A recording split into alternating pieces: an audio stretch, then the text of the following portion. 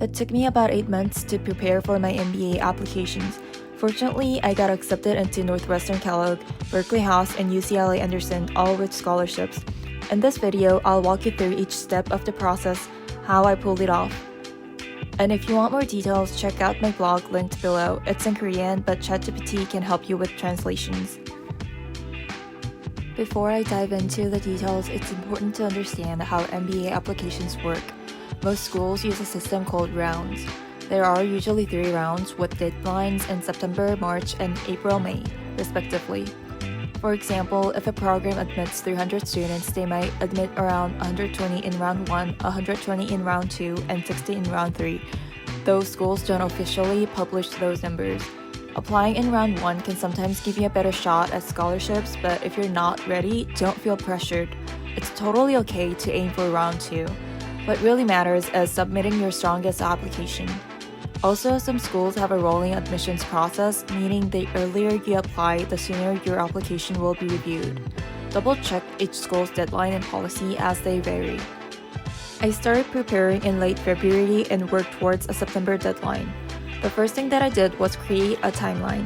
I worked backwards from the deadline to figure out what tasks needed to be done and when.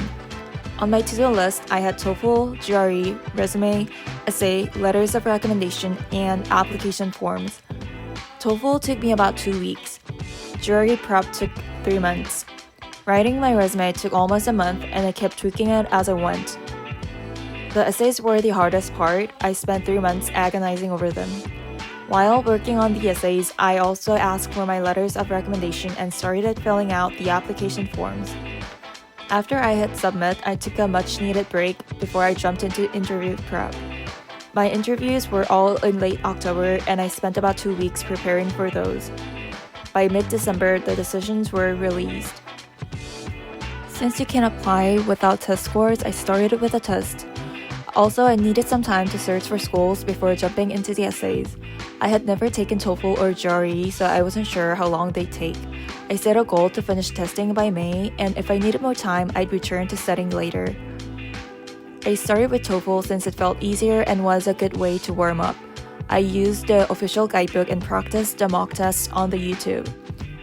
TST prep contents were super helpful. I thought anything above 100 would be solid.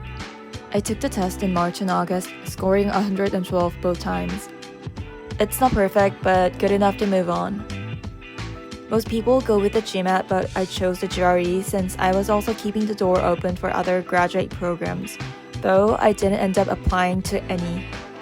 Looking at the class profile on school's website, I set a target of 330. I spent the first month memorizing vocabularies and the last 2 months practicing full-length tests. One source that helped me was GragMath, which I highly recommend.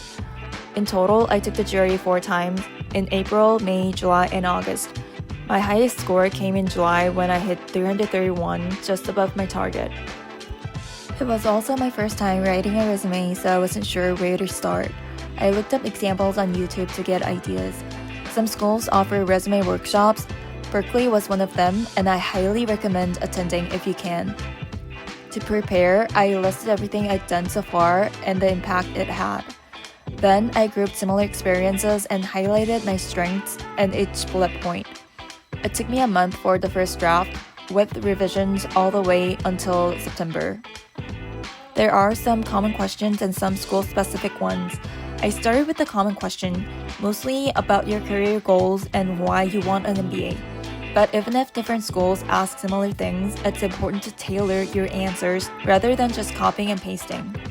When brainstorming for each essay, I wrote down everything that came to my mind. It's easier to cut things down than to try to fill gaps later. I also asked my friends and family if the essay felt like me. Their feedback was invaluable and gave me new insights. There are always optional essays for extenuating circumstances. These are truly optional, but I use the spaces to talk about my background and family history, which is important to who I am. To give each application the attention it deserved, I applied to only 4 schools in round 1, but it still took me 3 months. If you're considering applying to more schools, you might want to give yourself more time. Most schools ask for 2 letters of recommendation. I reached out to my former bosses since I couldn't ask my current ones, and that's totally fine. I met with my recommenders early in July to give them time. I provided them with my resume and details about our past projects so they could write specific and impactful letters. I sent them different documents to highlight different strengths. You also need to fill out personal and background info in the application. Some people rush through these, but I treated them as equally important as the essays. I worked them alongside the essays, ensuring they complemented each other and didn't repeat the same information. I used this section to highlight strengths or experiences that I couldn't fit into the essays. Interviews can be scheduled at any point from submission until the decision release. I got my invites in early October and had my interviews in late October. Thanks to all the preparation from my resume and essays, I already had stories to tell. The main task was just to reconstruct them for the interview format. I spent 2 weeks preparing for the interviews. While it was tense, I think it was enough time to get me ready. That pretty much wraps up my application process, but before I end, here are a few tips. Having a dream school in mind can help you focus your application. I started by looking at US MBA rankings and checking the class profiles and courses offered by each school. Since I wanted to go into tech post-MBA, I focused on schools strong in that area. I highly recommend attending admissions events. You'll meet alumni and admissions officers, ask questions, and really get a feel of the school's culture. It's hard to get cold calls, but these events can help you build a network. Some schools even have student ambassadors who will chat with you. Definitely take advantage of that. It was an intense 8 months, especially while working a full-time job, but it paid off. I'll be back with more videos on how to tackle resumes, essays, and interviews. See you soon.